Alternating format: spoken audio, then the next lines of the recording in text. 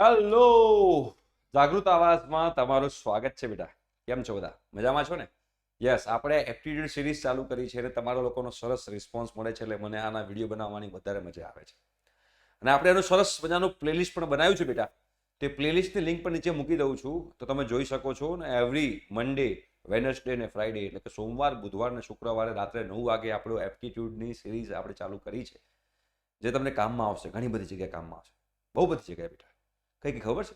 તમારે ગેટ એક્ઝામની તૈયારી કરવી હોય, તમારે જોબની પ્રિપેરેશન કરવી હોય, બીજી કોઈ પણ કોમ્પિટિટિવ એક્ઝામની તૈયારી કરશો ને તેમાં એપ્ટિટ્યુડ જે છે ને બહુ જ કામમાં આવતું હોય છે. એટલે આપણે આની સિરીઝ ચાલુ કરી છે. આઈ હોપ સો કે તમે લોકોને મજા આવતી હશે. તો કમેન્ટ બોક્સમાં કમેન્ટ કરજો કે સર અમને બહુ જ મજા આવે છે, તો મને વધારે મોટિવેશન મળશે તમારા માટે આવા સરસ સરસ લેક્ચર બનાવવા માટે. ઠીક છે, ચાલો. તો હવે આપણે નેક્સ્ટ એમસીક્યુ તરફ જઈએ. આગળના વિડીયો જોવાના બાકી તો જોઈ લેજો. તમે રેગ્યુલર જો મારા વિડીયો જોશો એવરી ડે જે આવે છે, એ ખાલી 15 મિનિટ તમે તમારા માટે કાઢશો તો તમે લોકોને ઘણો ફાયદો થશે. હા, ચલો જોઈએ આપણે. The chart given below compares the installed capacity of a 4 power generation technology. બેટા 4 પાવર જનરેશન ટેકનોલોજી છે. T1 T2 T3 T4 4 power station છે. T1 T2 T3 T4 બરાબર. their electricity generation is megawatt hour, એટલે કે એમની જે electricity generation છે એ megawatt અવરમાં છે. એ ક્યાં છે? આ બાજુ લખેલું છે બરાબર. અને 1000 અવર પર 1000 અવર્સ છે. ઓકે, અને કેપેસિટી જે છે મેગાવોટમાં છે. હવે આ જે ડાર્ક જે આપણને આપેલું છે, એ ડાર્ક જે છે એ છે ઇન્સ્ટોલ્ડ કેપેસિટી, અને ક્રોસ શું આપ્યું છે? Electricity generation. બરાબર. તો આમાંથી શું કીધું છે? ધ કેપેસિટી ફેક્ટર આપણને આપેલો છે. Capacity factor of a power generation technology is capacity factor is equal to electricity generation megawatt hour divided by installed capacity megawatt into 1000. Okay, so which one of the given technology has the highest capacity factor? મતલબ આ ચારમાંથી કોનો capacity factor high છે? બધામાં 1000 તો common જ છે, 1000 ના ગણીએ ચાલે, કોમન છે, ટાઈમ વેસ્ટ નહીં કરવાનો. તો ધારો કે T1 નો કેપેસિટી ફેક્ટર શોધું, તો T1 નો શોધીએ તો T1 માં મારે ઉપર શું લેવું પડશે? ઉપર શું લેવાનું છે? ઇલેક્ટ્રિસિટી જનરેશન મેગાવોટ અવરમાં. તો એ આ ક્રોસ કરીને છે. ક્રોસ ક્યાં છે? આમાં T1 માં ક્રોસ આ રહ્યું, આ ક્રોસ છે. તો કેટલા છે મેગાવોટ અવર? આ ક્રોસ મેગાવોટ અવર 8000 છે. તો ઉપર શું આવશે? ઉપર આવશે 8000. નીચે આવશે થાંભલો 12 4 છે આ રહ્યો. તો કેટલું છે મેગાવોટ? તો અહીંથી જોશો મેગાવોટ છે 20 મેગાવોટ. આ રહ્યું જો, આ 20 મેગાવોટ છે. Install capacity 20. 1000 ને નહીં ગણીએ ચાલશે. તો 1000 ને નહીં ગણીએ ચાલશે. તો 8000 ડિવાઈડ બાય 20 આપણે કરી દઈએ, એટલે કે 400. આનો આન્સર આવ્યો 400. ડિવાઈડ બાય 1000 છે, પણ બધામાં કોમન છે 1000, એટલે આપણે લેવાની જરૂર નથી. બરાબર. T2, ચલો T2 માટે ચેક કરો. તો T2 માટે ચોકડી ક્યાં છે? આ રહી 7000. મતલબ કે એની ઉપર છે 7000. ઓકે, 7000 છે. અને નીચે તમે જોશો તો એનો થાંભલો ક્યાં આવે છે? થાંભલો આવે છે 30 ઉપર. તો 7000 ભાગ્યા 30 કરી નાખશું. કેટલા આવશે બેટા? જુઓ, 7000 ભાગ્યા 30 કરી નાખો. 7000 ભાગ્યા 30 કરી નાખો. 233.33. 233.33. ચલો T3 જુઓ બેટા. T3 માં ચોકડી ક્યાં છે? ચોકડી જોશે. ચોકડી જે છે એ છે ઇલેક્ટ્રિસિટી જનરેશન. જો લખેલું છે, આ જે ક્રોસ છે, cross it is electricity generation. તો અહીંયા ક્રોસ છે. T3 માટે ક્રોસ આ રહી. તમે જુઓ તો 5000 છે. કેટલું છે બેટા? 5000. તો 5000 છે. અને જે 12 જે છે એ એની કેપેસિટી છે. કેપેસિટી કેટલી છે? 15 ની. તો અહીંયા મૂકી દઈએ 15. તો 5000 ડિવાઈડ બાય 15 કરી નાખો. ચલો, તો 5000 ડિવાઈડ બાય 15 કરી નાખી, એટલે 333.33 થયું. 333.33. ચલો T4 નું જોઈ લઈએ આપણે. T4 તો એનું જે છે ઇલેક્ટ્રિસિટી જનરેશન ક્રોસ અહીંયા છે, તો 10000 છે. તો ઉપર આપણે 10000 કરી દઈએ બેટા. નીચે તમે જુઓ તો એનો આ છે 40. તો ડિવાઈડ બાય 40. તો 10000 ડિવાઈડ બાય 40 કરી દઈએ 40, તો 250 થાય. બરાબર. તો 250 થયું. બોલો કોનો હાઈએસ્ટ છે? કોનો હાયર છે કેપેસિટી ફેક્ટર? T1 નો. તો ઓપ્શન T1 જે છે તમારો આન્સર રહેશે. ઓપ્શન T1 જે છે એ તમારો આન્સર રહેશે. રાઈટ. ચલો, એના પછીનો આપણે એમસીક્યુ જોઈએ. આઈ હોપ સો કે તમે લોકોને ગમતું હશે કે આ એમસીક્યુ કેવી રીતે ગણવાના હોય છે. બહુ મજા આવે છે. એપ્ટિટ્યુડ છે, તમારા લાઈફમાં તમને બહુ જગ્યાએ કામમાં આવશે બધી વસ્તુઓ. In the 4x4 array shown below, આ બોક્સ આપ્યું છે 4x4 નું box. Each cell of the first 3 column has either a cross or a number. બધામાં કાં તો ક્રોસ છે કાં તો નંબર છે. બરાબર છે. As per the given rule. Rule શું છે? રૂલ અહીંયા આપ્યો છે. The number in a cell represent the count of cross around its immediate neighboring cell. બરાબર છે? લેફ્ટ, રાઈટ, ટોપ, બોટમ ડાયાગોનલ. એટલે શું કહેવા માંગે છે? અહીંયા 1 છે તો 1 નો મતલબ એમ છે કે એને જેટલા પણ સેલ ટચ થાય છે, કેટલા સેલ ટચ થાય છે? 1, 2 ને 3. તો 3 સેલ જે ટચ થાય છે એમાં એક જ સેલ એવો હશે કે જે ક્રોસ હશે, એટલે અહીંયા 1 છે. જોયું? તો આ જે 1 છે તો એ 1 ને 1, 2 અને 3 સેલ ટચ થાય છે તો એમાં એક જ સેલ એવો છે કે જે ક્રોસ કર્યો છે, એટલે ત્યાં 1 મૂકેલું છે. તમે એવી જ રીતે બેટા ચેક કરશો તો હવે તમે 2 ને ચેક કરો. 2 કયું? આ 2 ને ચેક કરો તો આ 2 ને કયા કયા સેલ ટચ થાય છે? તો 2 ને સેલ ટચ થાય છે એક આ સેલ, એક આ સેલ, એક આ સેલ, એક આ સેલ, એક આ સેલ. આટલા સેલ ટચ થાય છે 2 ને. તો એ 2 કેમ છે? કેમ કે જેટલા સેલ ટચ થાય છે એમાંથી 2 સેલમાં ક્રોસ છે, એટલે અહીંયા 2 લખેલું છે. ક્લિયર થાય છે? ક્લિયર થાય છે તમને લોકોને? તો હવે તો અહીંયા આ લોકોએ શું કીધું છે? ક્વેશ્ચન વાંચો. આઈ થિંક છો કે તમને લોકોને ખબર પડી ગઈ કે આ ક્રોસ અને નંબર કેવી રીતે લખેલા છે. રૂલ છે, એ રૂલ અહીંયા આગળ લખેલો છે. બરાબર? હવે અહીંયા આગળ બેટા શું કીધું છે તમે સમજો. As per this rule maximum number of crosses possible in the empty column is. Maximum કેટલા ક્રોસ થાય? જો 4 તો થવાના જ નથી. કેમ 4 થવાના નથી? 4 તો થાય તો પોસિબલ નથી થાય, એટલે 4 ઓપ્શન નથી. તો 3 છે ને, તો પહેલા મેક્સિમમ 3, 2, 1 એવી રીતે ચાલુ કરીએ. તો પહેલા 3 મૂકીને ચેક કરી લઈએ. ચલો 3 મૂકીએ, 1, 2 અને 3 આમ મૂક્યા. તો હવે પેલો રૂલ જે ચેક કરો કે આ 2 ની આજુબાજુ કેટલા હોવા જોઈએ? આ 2 ની આજુબાજુ 2 જ ક્રોસ હોવા જોઈએ. તો આ 2 ની આજુબાજુ એક ક્રોસ અહીંયા છે, એક ક્રોસ અહીંયા છે ને એક ક્રોસ અહીંયા છે, તો નહીં ચાલે. મતલબ કે અહીંયા 2 મૂકેલો છે તો અહીંયા આ 3 ક્રોસ નહીં ચાલે. ખબર પડી? ક્લિયર થાય છે? હું વારાફરતી કોઈ એક બોક્સ ખાલી રાખીશ અને ચેક કરીશ કે 3 ક્રોસ મૂકવાથી મેળ પડશે કે નથી પડતો. તો પહેલા મેં આવી રીતે 3 ક્રોસ મૂક્યા. ચલો હવે એવી રીતે 3 ક્રોસ મૂકે એટલે મેં આ ખાલી રાખ્યું. હવે પેલું ખાલી રાખીએ. કયું? આ રહ્યું, ખાલી રાખીએ અને અહીંયા ક્રોસ મૂકી દો. ચલો અહીંયા ક્રોસ મૂકી દો. હવે આ પોસિબલ છે? ચેક કરી લઈએ. તો આ 2 છે તો 2 છે એનો મતલબ શું થયો કે એની ચારે બાજુ જેટલા પણ સેલ છે એમાં 2 જગ્યાએ ક્રોસ હોવા જોઈએ. તો એક ક્રોસ અહીંયા છે, એક ક્રોસ અહીંયા છે અને એક ક્રોસ અહીંયા છે, તો મેળ નહીં પડે. બરાબર? એનો મતલબ શું થયો કે મારે આ જે ગોઠવણી છે એ પણ નહીં ચાલે, તો હું આ ક્રોસ ચેકી નાખું છું અને એ ક્રોસ જે છે એ અહીંયા મૂકી દઉં છું. ને હવે ચેક કરીએ આપણે. ચલો તો આ જે 2 જે છે એ 2 ને આ બાજુ પણ ક્રોસ છે ને આ બાજુ પણ ક્રોસ છે. તો ચલો કન્ડિશન સેટિસ્ફાઈડ. તો હવે 3 માટે ચેક કરો. તો 3 માટે આ બાજુ પણ ક્રોસ છે, આ બાજુ પણ ક્રોસ છે ને આ બાજુ પણ ક્રોસ છે, તો સેટિસ્ફાઈડ. હવે 4 માટે ચેક કરો. તો 4 માટે ચેક કરીએ તો આ બાજુ પણ ક્રોસ છે, આ બાજુ પણ ક્રોસ છે, આ બાજુ પણ ક્રોસ છે, આ બાજુ પણ ક્રોસ છે, આ બાજુ પણ ક્રોસ છે. ના ચાલે. 5 ક્રોસ થઈ ગયા. જો 4 ને આ પણ ટચ કરે છે, આ પણ ટચ કરે છે, આ પણ ટચ કરે છે, આ પણ, તો 4 ક્રોસ ટચ થવા જોઈએ, 5 ના થવા જોઈએ. મતલબ કે આ રીતે જે ગોઠવણી કરી છે એ પણ મેળ નહીં પડે. તો હવે એક આ ગોઠવીને ચેક કરીએ, એક આ ગોઠવીને ચેક કરીએ કે અહીંયા આગળ હું ક્રોસ મૂકી દઉં, અહીંયા આગળ હું ક્રોસ મૂકી દઉં. તો હવે જો 2 ના કોન્ટેક્ટમાં તો 2 જ છે, પણ હજુ 4 ના કોન્ટેક્ટમાં કેટલા ક્રોસ થઈ ગયા? 1, 2, 3, 4, 5, 6. મતલબ કે અહીંયા આગળ 3 ક્રોસ તો મુકાશે જ નહીં બેટા. હવે 3 ક્રોસ ના મુકાતા મતલબ કે ઓપ્શન ડી તો આપણામાંથી નીકળી જ ગયો. મેં મૂકીને ચેક કરી લીધું, મેળ ના પડ્યો ભાઈ. તો હવે 3 ક્રોસ તો મુકાશે જ નહીં ભાઈ, એ તો નક્કી થઈ ગયું.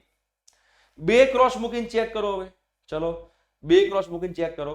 તો 2 ક્રોસ મૂકીને ચેક કરવું હોય તો ધારો કે એક અહીંયા મૂકી દઈએ ક્રોસ અને એક અહીંયા મૂકી દઈએ, 2 ખાલી રાખીએ છીએ. 2 ક્રોસ મૂકીને ચેક કરો તો શું ચાલશે? તો જો અહીંયા આગળ 1, 2, હવે સમજજો. તો અહીંયા 2 છે, અહીંયા 2 છે તો એની આજુબાજુ 2 ક્રોસ થઈ ગયા. અહીંયા 4 છે તો અહીંયા 1, 2, 3, 4 ક્રોસ સેટિસ્ફાય થાય છે. તો હવે મારે અહીંયા ક્રોસ નહીં મુકાય ને અહીંયા ક્રોસ નહીં મુકાય. બરોબર? બટ અહીંયા 1 મૂકું તો ચાલે કે ના ચાલે? કેમ 1 મુકાય? કે 1 છે તો એની આજુબાજુ 1 ક્રોસ હોવો જોઈએ, અહીંયા 2 મૂકી દઉં તો આજુબાજુ 2 ક્રોસ હોવા જોઈએ. મતલબ કે મેક્સિમમ 2 ક્રોસ મૂકી શકું. બરોબર? 3 ક્રોસ નહીં મૂકી શકાય, 2 ક્રોસ મૂકી શકાશે. આઈ હોપ સો કે તમે લોકો સમજ્યા હશો મેં તમને આ શું કીધું છે. છે બહુ મસ્ત એક્ઝામ્પલ, પણ મેક્સિમમ કીધું છે ને પહેલા 3 થી ચાલુ કરવાનું, પછી 2 પકડવાનું. ક્લિયર? જો સેટ થઈ ગયું.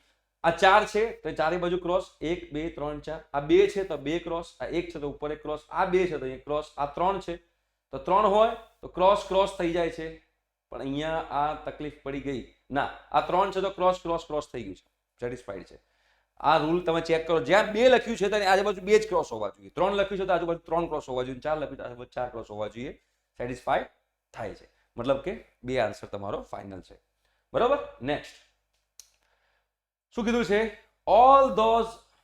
All heroes are winners. જો ઓલ હીરોઝ આર વિનર્સ, જ્યારે પણ આ ટાઈપના એક્ઝામ્પલ આવે ને, જ્યારે પણ આ ટાઈપના એક્ઝામ્પલ આવે, બરોબર છે, આ જે ટાઈપના એક્ઝામ્પલ આવે છે એ હંમેશા સેટ થિયરી પર હોય બેટા. હંમેશા સેટ થિયરી. સેટ થિયરીમાં વેન ડાયાગ્રામ આવે, તમે લોકો ભણેલા હોય તો. સેટ થિયરી કે ગણ પરિચય કહેવાય ગુજરાતીમાં બેટા. આ જે સેટ થિયરી જે છે એના બેઝ પરના એક્ઝામ્પલ છે. તમને આ એક્ઝામ્પલ ગણતા આવડી જાય, બહુ સિમ્પલ છે સેટ બનાવવાનું. All heroes are winners. તમે સબસેટ ખબર છે ને? સબસેટ ઉપગણ જે કહેવાય, બધા જ હીરો જે છે વિનર છે. બધા જ હીરો વિનર છે. મતલબ કે આ હીરો છે અને એની આજુબાજુ વિનર લખી દઉં. ધારો કે આ વેન ડાયાગ્રામ ડ્રો કરું છું, આ વેન ડાયાગ્રામ છે, બરોબર, આ વેન ડાયાગ્રામ છે. તો આને હું સેટ એ કહી દઉં, આને હું સેટ એ કહી દઉં, આને હું સેટ બી કહી દઉં, આને હું હીરોઝ કહું અને આને હું વિનર્સ કહું. તો કહેવાય ઓલ હીરોઝ આર વિનર, કેમ કે હીરોઝ વિનર ની અંદર છે. સેટ થિયરી યાદ કરો તો ઓલ હીરોઝ આર વિનર, તો ઓલ હીરોઝ આર વિનર અને all winners are all winners are lucky people. બધા વિનર જે છે લકી પીપલ છે. મતલબ કે લકી પીપલ જે છે વિનર કરતા મોટું છે. તો પણ લકી પીપલ બહાર લેવું પડે આમ. તો અહીંયા સી કહી દઉં. આ સી જે છે બેટા એને કહી દઉં લકી પીપલ. સી જે છે બેટા એને મેં કહી દીધું લકી પીપલ. તો જો all heroes are winner, all winners are lucky people. Clear થઈ ગયું? 3 સેટ છે. સેટ થિયરીનો એક્ઝામ્પલ છે. હવે વાંચો. All lucky peoples are heroes possible છે. લકી પીપલ કેટલા છે?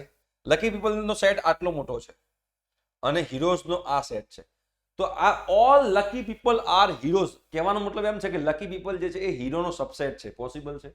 નથી પોસિબલ. મતલબ કે સ્ટેટમેન્ટ 1 ખોટું છે. સમ લકી પીપલ આર હીરોઝ. આ હીરોઝ જે છે અને આ લકી પીપલ છે, બરોબર છે. તો એવું કહી શકાય કે આ હીરોઝ અને લકી પીપલ, તો જે હીરો જે છે એ તો લકી પીપલ હોવાના જ છે. જે હીરોઝ છે એ લકી પીપલની અંદર છે, તો હીરોઝ તો લકી પીપલ છે જ. But some lucky people are heroes. મતલબ શું થયું બેટા? મતલબ એમ છે કે ધારો કે મેં આ હીરોઝ લખ્યું છે, ઓકે, મેં અહીંયા આગળ હીરોઝ લખ્યું છે, આ હીરોઝ છે. તો અહીંયા જે માણસ હશે એ હીરો નહીં હોય પણ લકી પીપલ છે.